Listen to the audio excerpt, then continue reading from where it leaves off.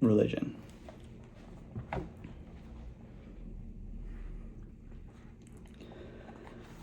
So, Zionism allows for global support. You get to have troops on the ground all over the world. And again, I'm going to keep hammering this one home. If you cannot separate the actions of the country Israel from the religion, that's a problem. Why is this the one situation where we don't think that? That's crazy to me. Okay. I did at some points just write down the names of people in the documentary to explore later. Robert Fisk, Fisk.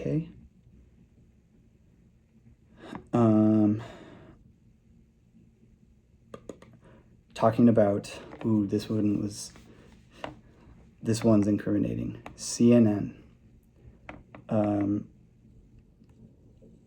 Gilo, Gilo. This was, maybe it wasn't, it's just Gilo. Gilo. CNN sent a memorandum to their staff in the Middle East, telling them that Gilo was not to be described as a settlement, that it's a Jewish neighborhood instead of a settlement. And then I think this is my note.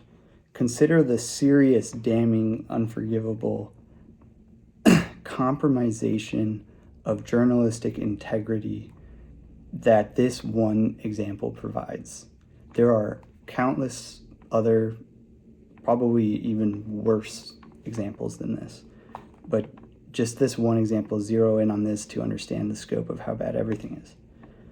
Intentionally distorting the truth of the settlements, or you could describe them as colonies,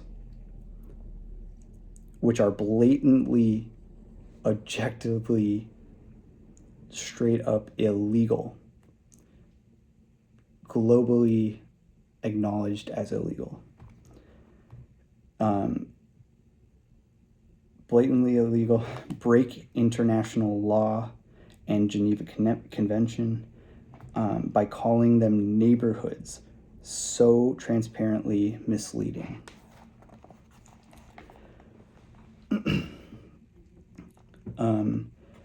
Quote, I didn't write down who this was from. By pressuring journalists into changing the use of words, by making them alter their lexicon, by linguistically changing the narrative story. Not only are journalists kept in line, it also successfully takes away from one side in the dispute.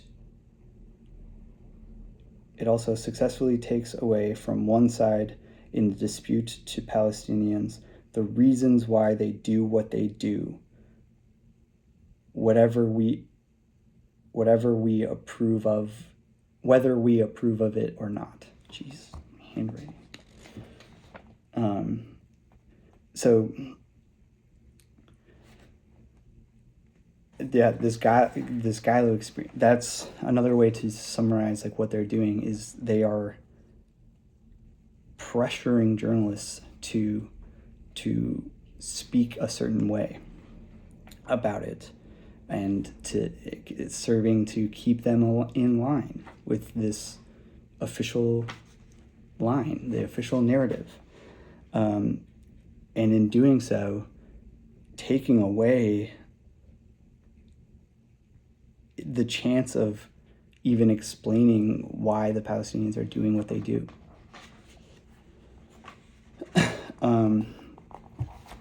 The British press emphasizes the illegality and their responsibility in all of this, and the U.S. rarely addresses the settlements and actually, in some instances, side in favor with Israel on the settlements. just, and it's atrocious. In the documentary, they run the British clip followed by the U.S. coverage, and this comes in. There's going to be a quote like, you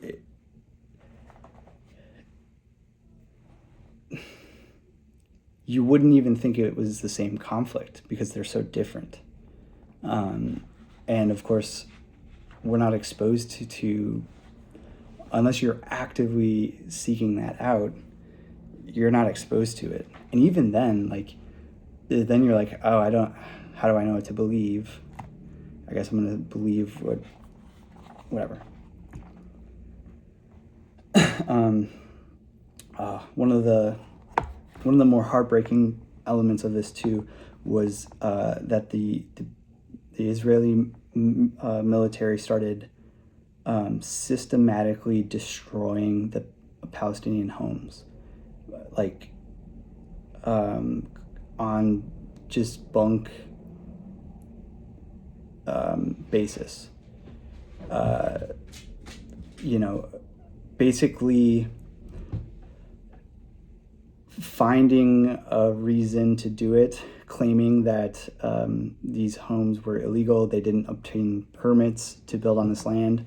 But in a lot of cases, these homes, they were generational homes, family homes built by Palestinian people generations ago, that were built before permits were necessary. They just destroyed them. And the coverage of this it's just heartbreaking. Family houses that held a family of 15 that had 9 kids, just destroyed with all of their stuff in it. They're not even given a chance to gather their things. They don't know when it's going to happen. Another example was shown in the documentary is of someone who watched as the Israeli military bulldozed the house that he built with his own hands. Just